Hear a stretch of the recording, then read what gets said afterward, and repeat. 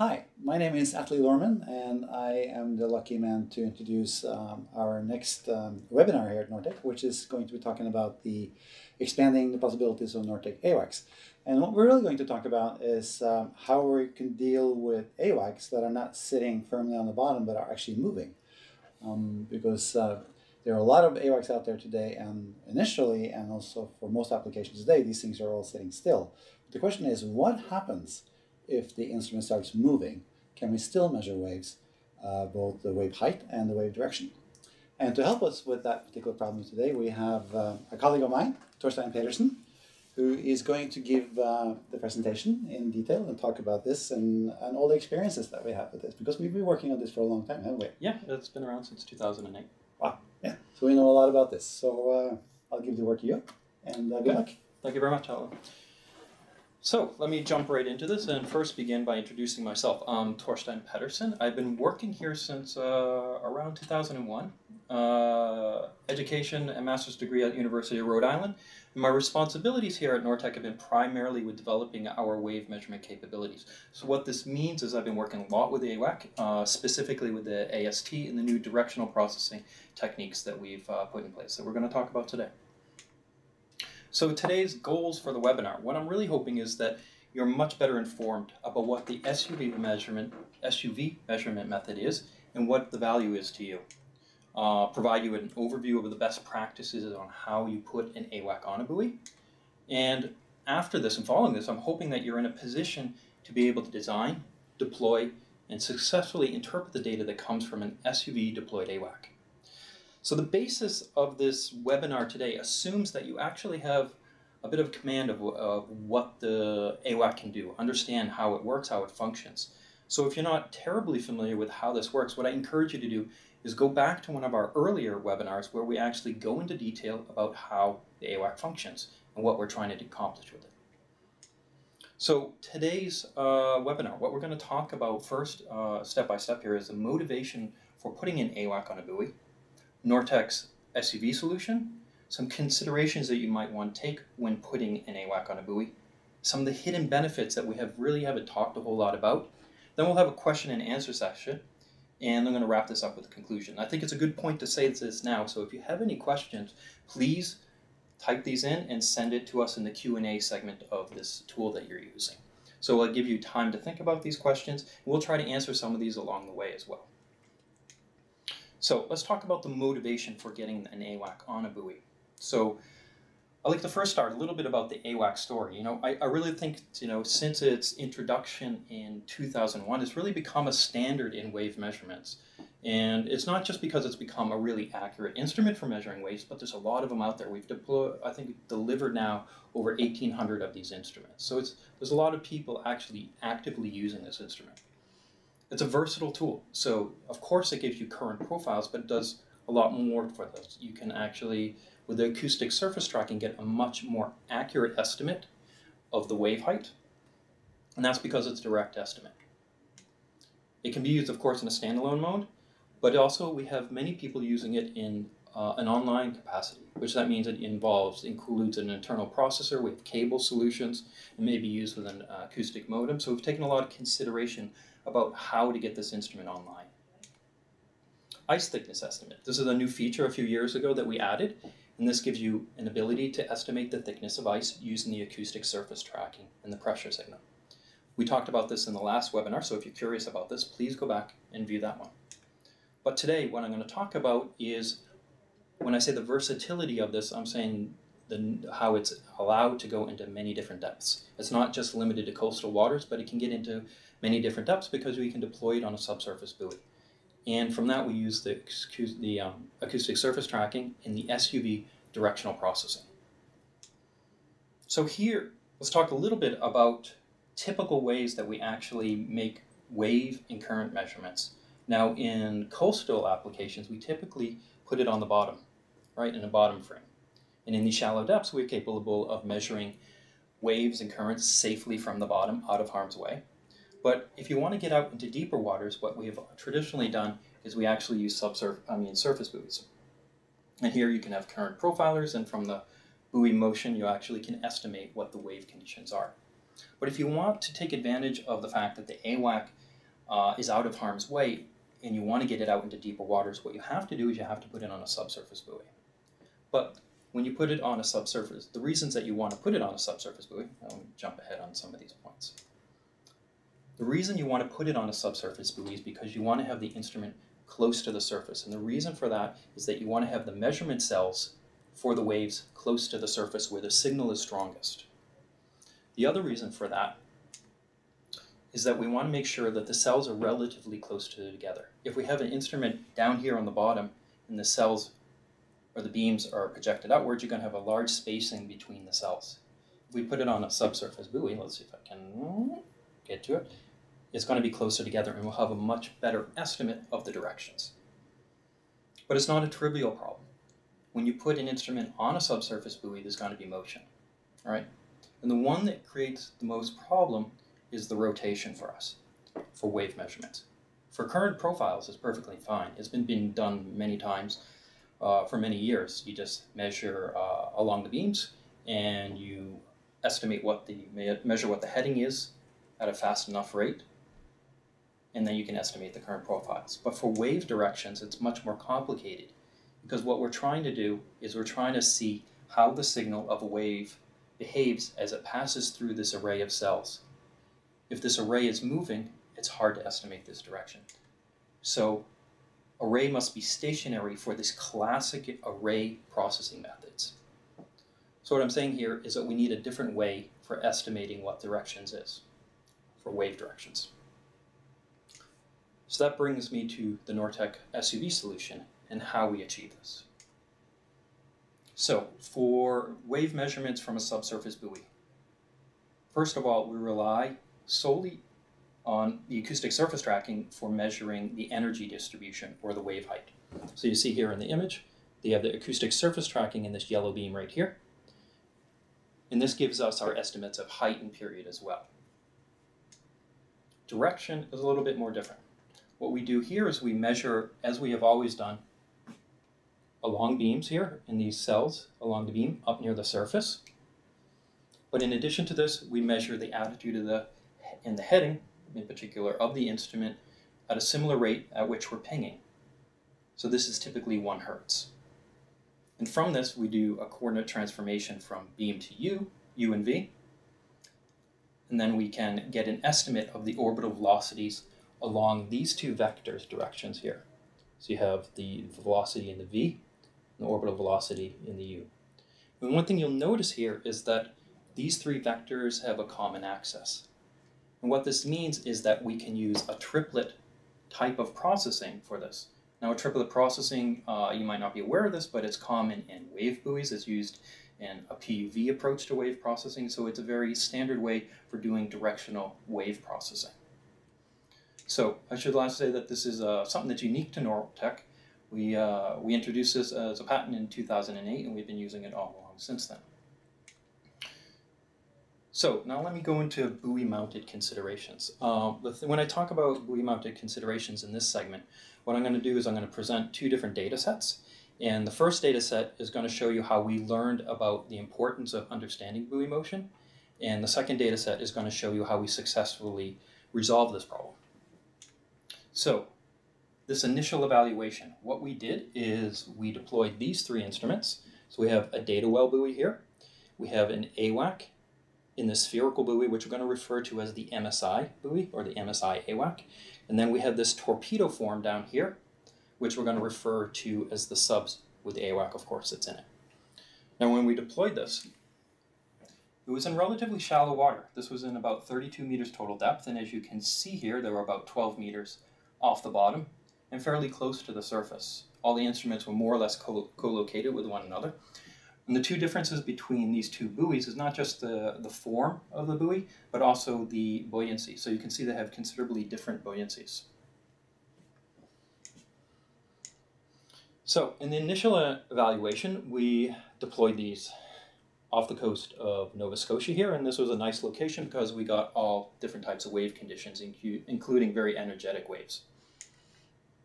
So here we have an example or presentation of the significant wave height for the subs, which is in blue, the MSI, which is in black, and the directional wave rider, which is in red.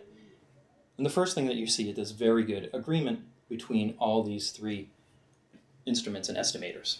So the first thing we can say is that we feel comfortable about the performance of the acoustic surface tracking. I should point out that this event was 3 events that were significant wave height was over 4 meters. So as I said, it was a fairly energetic environment. Now when we looked at the directional estimates, in particular the peak direction, which I'm showing you here on the horizontal axis, on the vertical axis, the horizontal axis is time, which represents 2 months of data. We see that the directional estimates actually have sometimes it's good agreement, and sometimes it's just a lot of scatter. So this created a little bit of concern immediately for us because we didn't really understand what was going on with the motion of the buoy and how it affects the estimates. So what we decided to do was to look at 3 bands. So here I'm presenting peak period, and these are the 3 different bands that we look more closely at. So what I want to show you now is this last band down here, which is from 5 to 7.7 seconds. And we'll see how well we do with the directional estimates and the estimate for the wave energy. So here I'm presenting with similar colors for the subs, MSI, and the directional wave rider. And you can see here that there's very good agreement for both the direction, which I'm presenting in this plot up here. The vertical axis is direction, and the vertical axis here is energy in centimeters square. So this is a bulk parameter of the energy within this band. So as I said, the AST performed very well, and we're very satisfied with this. And in fact, it performed very similar to what we would get for a bottom-mounted AWAC. So for this particular deployment for 2 months, we only had a few bursts that we felt that we couldn't use because the AST was not performing well enough. But 99% of the wave bursts provided data that we could estimate wave height from accurately. And again, the directional estimates perform favorably. What we did learn from this is from the scatter is that in these other bands is that we need to understand better what's going on with the mooring system. Let's have another look at this because it gives a little bit of better clue of exactly what's going on. So what I'm presenting here is from the MSI spherical buoy, the estimates is a directional spectrogram. So on the vertical axis over here, we have the frequency. Again, horizontal axis is an indication of the different bursts over the 2-month period. And the color is an indication of the directional spectrogram. Just for reference sake, up here is significant wave height, so you have an understanding of where the waves are energetic and not. One thing that should jump right out at you is that there is a band right here, and this is the one that's causing the problems. At this particular frequency, there's something going on with the buoy where we can't get accurate estimates of wave direction. But it's at a very discrete frequency. It's not over a very wide band, it's very narrow. So let's take a closer look at what's going on here. When we talk about a buoy, we have to think of it as an inverted pendulum. So it's fixed here down at the bottom, and up here we have the buoyancy. And what happens is it sits in equilibrium, a wave comes by, knocks it out of its equilibrium position, and then it goes back and forth until it gets back to its equilibrium position. Since it's an inverted pendulum, then it will have a unique oscillating frequency. It's a simple system composed of a mass, a mooring length, and a buoyancy.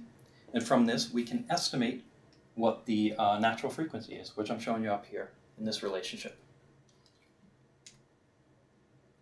So what is it about the oscillation that creates problems? So when an AWAC is stationary, it's measuring the orbital velocities. When it's set in motion and it's moving back and forth, it's not measuring just the orbital velocities, but it's also measuring the motion of the buoy.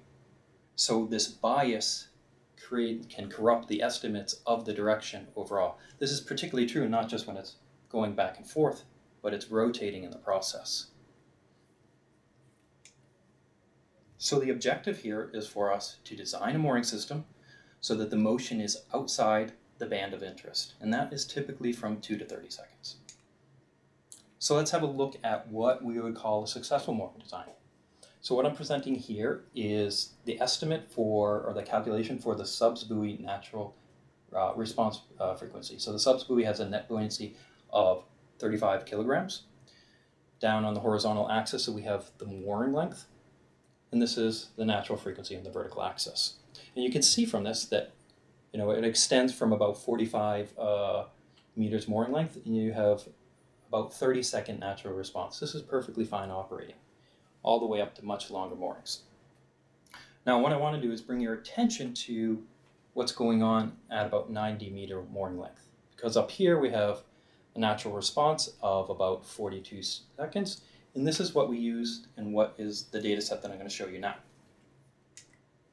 So again, a test where we used wave buoy for comparison, a data well again on this one, is on the west coast of Sweden, right at this location here. This is the configuration. So we had a subs buoy, 90 meters from the bottom, as I said. The total depth is 120 meters. And this is what the data look like. So again, very energetic wave environment, but also very calm periods. So you had calm periods here and very energetic periods here. So significant wave height on this axis here, which goes several times here at 5 meters. You can see there's several storms over 5 meters. So it's a very energetic wave environment. There was also quite a bit of current during this deployment as well. So when there's current, what happens is it draws the buoy down. So what we see here in the second plot is we have the mean pressure.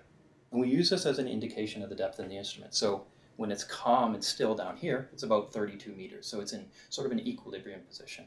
But then it gets knocked down quite a bit. It goes down to about 50 meters.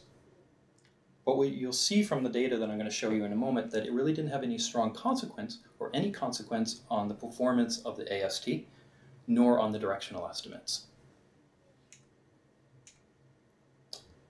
So the AST worked as well as a bottom mounted, and that's what I'm showing you down here at the bottom. So we have the percentage of lost data for the acoustic surface tracking in percent.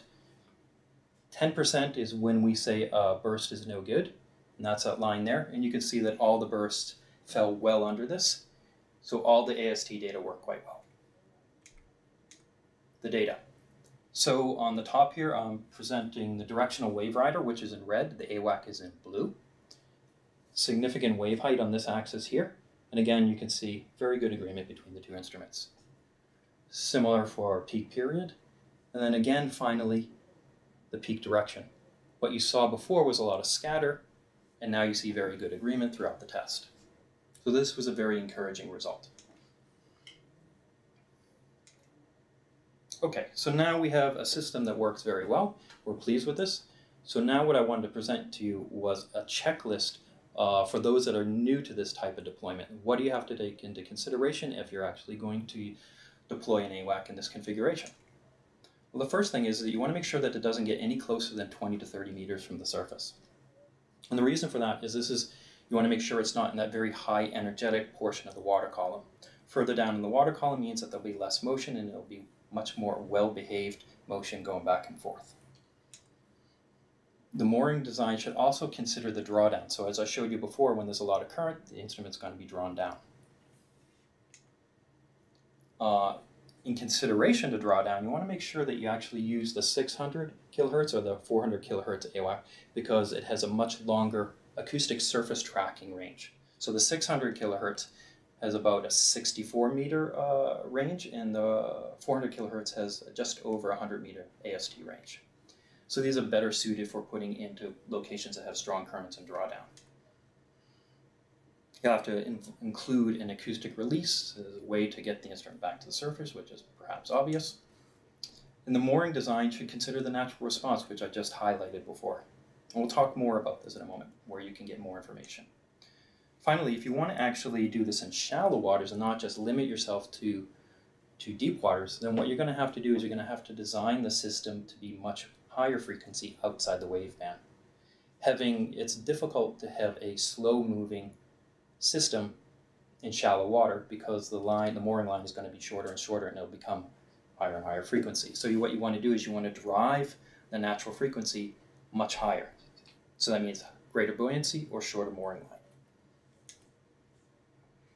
So let me talk a little bit about the hidden benefits, which we haven't discussed, so people aren't really familiar with because there's not an enormous amount of use out there. The vessel requirements are reduced. So as you can see here, 2 AWACs deployed in subsurface buoys from a very small fishing boat. You don't need a very large oceanographic vessel in order to deploy these. you can deploy in much more adverse conditions. I think when we deployed these, it was about 1 meter and 1.5 meters from this very small boat, and it went perfectly fine. These are kick over the side deployments. So what you can see here is we set up all the equipment on the boat before we went out. So we have our weights here ready to go, and we just put them over the side and then kick the weight off last. So the configuration would look like this. You have down here the buoy. You first set that out first, pay out the mooring line, come to the acoustic release, get that safely over the side. When you're on station, you just kick this weight, the mooring weight, over the side, and you'll be sure that it goes exactly where you want it to be. One thing you might not have considered is that it ensures vertical orientation. How many times have you actually deployed an AWAC out there and it's sitting in a bottom frame and you're not sure when you drove off that it was still vertical when you're going to get back if it started out vertical? This method ensures that it's always going to be vertical. If you use divers, then of course you don't need divers in this installation. Very deep waters, you're not allowed to use divers, or it's difficult to use divers, so again, this has benefits there. And lastly, it's the best alternative for complex bottom types. We've been using this for many years now here in Norway, because in Norway we have a bottom that is very rocky, and it's impossible to have a bottom frame that's going to stand properly with fidelity. Other bottom types that are of interest are those that are, it's a lot of moving sediments, sandy bottoms, where you actually can get a bottom frame covered by the sand and not be able to find it again and retrieve it. This way you can actually have it on the bottom in a sandy bottom with the mooring line and the instrument well above the bottom. So if you want to learn more, I encourage you to visit these links, and let me step through them one by one. The first one here is the Mooring Design and Dynamics Toolbox from MATLAB, freely available. And what this will do, it'll provide you instructions or calculate what the knockover will be for a mooring system, what the drawdown will be. So it'll give you an idea of what type of buoyancy you're going to need for different lengths of cables and different depths under different current conditions. So it's a very useful tool, and it's freely available out there. Understanding the mooring response calculations, I encourage you to jump to this document in Nortek's bibliography, listed right here. And there is also a MATLAB code to help you estimate or calculate what the natural frequency is, and you can find that in the forum. And then finally, you can actually view deployment of the AWAC in 80 meters of water on this YouTube link here. Now, all these links obviously are hard to click in a video, so what I encourage you to do is to scroll down when we put this out onto YouTube, is scroll down into the comments section and click on those links there directly. So before I get to conclusions, I think there's some questions that have come in, so I'm going to come up with those. I've been sitting here listening to the viewers as you've been talking, and there's a few questions that have come up. The first one is about the gimbal mechanism. So when you have a subsurface buoy, do you actually have to mount the instrument then in a gimbal type of thing that can self-move, or? No, and the reason for that is that actually the buoy system functions as a gimbal itself. So it has a self-righting thing. Yeah, so it's a connection point of the buoy is down here, and there's a proper buoyancy. It's always going to find its way into vertical. Okay. And that's probably the sole reason why the AST is working so well. If it's starting to tilt 30 degrees, then it's not going to work. Yeah. So this is why we strongly believe that it's working well as a gimbal itself. Okay. And then I noticed I was looking at your diagram where you had the depth of the instrument, or actually the length of the deployment rope, and then the frequency response of the oscillation of the buoy system. Yeah. And it looked like when it was getting long enough, basically, then the resonance frequency would become very low. Yeah. So does that mean that if you were in 1,000 meters of water and you have a long mooring line with aqueducts or signature 55s or any kind of long-range deep water thing, and you put this on the top, you're really in the safe zone for it? Yeah, it's really when you start to get in these transitional depths that you actually have to give attention to it. When I say transitional depths, I'm talking between 50 and maybe 150 meter depths. Okay. So once you start to get out to much greater depths, then it's so long frequency, as you say, it's less of a concern. Okay, so deep water is safe. perfectly safe, I would say. Okay. And then the other one, I heard you mention the thing about sand, and we have several colleagues of ours that have actually tried to deploy these things in where you have sand dunes covering anything like that. Yeah. But then, of course, then the deployment depth becomes very, or the deployment rope becomes very short, and the response of the instrument becomes down in the 1-2 second range. Can you say anything about what kind of attenuation a 1 or 2 second wave will have, let's say at 20 meters depth? Yeah, I mean, they're almost non-existent. I mean, at 2 second wave, there is no signal. I mean, it's well below 1% of what you would see at the surface in terms of the orbital velocity. Right. So there's no forcing mechanism at that frequency. Okay, so if you have a 2 or 3 meter rope down to the bottom, then an acoustic release and up to the buoy, you actually have a resonant frequency that never gets excited. Would that be correct to say that way? Well, I mean, yes and no. Not at the forcing frequency is not going to be present. Right. That's for sure. Okay, so you're safe in that region too. Yeah, I would say so. Yeah. Okay, so is there anywhere that the SUV method really doesn't work at all? Let me think about that. Really, for the SUV method, we use it on our fixed frames as well. Right. It's a good independent estimate of the directions. So as default, I use that for processing wave directions. But if I had to think that there's going to be places where the beams are not symmetrically aligned about the AST, and that would be our platform head. Right. But those are sitting still, so we don't have to worry about those. Yeah, exactly. So it works anywhere, pretty much. For a moving platform, yeah. That's pretty very cool. versatile. Yeah. Wow. So, okay. Well, thank you very much. Thank you. Before I leave, and before I give you the conclusions, or go to the conclusions, I'd like to point out that we have a new seminar coming up on the 24th of February. We're going to talk about something we call turbulence. I don't know if we're really going to talk about turbulence, but we're going to talk about the fact that we developed some new instruments that have very low noise and that allows us to see things in the water that we haven't seen before. And we tend to call those little things for turbulence. So we're going to go from waves, and next time we're going to talk about small-scale motion. Okay. See you there. Good luck with that. Okay. So let me jump to the conclusions now and just sort of wrap up what we've covered today. So what I really wanted to show you is that the AWAC mounted on a buoy provides very good wave parameter estimates. And this comes from the combination of using the acoustic surface tracking, which appears to work it's very stable and is a good estimator, and this new directional processing method that allows for motion. It functions well in challenging wave conditions and current conditions. So even though there's a large amount of drawdown from the buoy, it still works well. And if the waves are very energetic, and even though the buoy is moving back and forth in these energetic wave conditions, it gives you very good estimates. One of the things I was hoping really to get out of this is that to convey to you that this is an alternative to bottom frames. It ensures that the AWAC is vertically oriented. That's a huge value to you who are deploying and making your living from this. It's the best alternative for complex bottom conditions, as we stated, and it's simple to deploy. So there's a lot of benefits to using this for the bottom frame.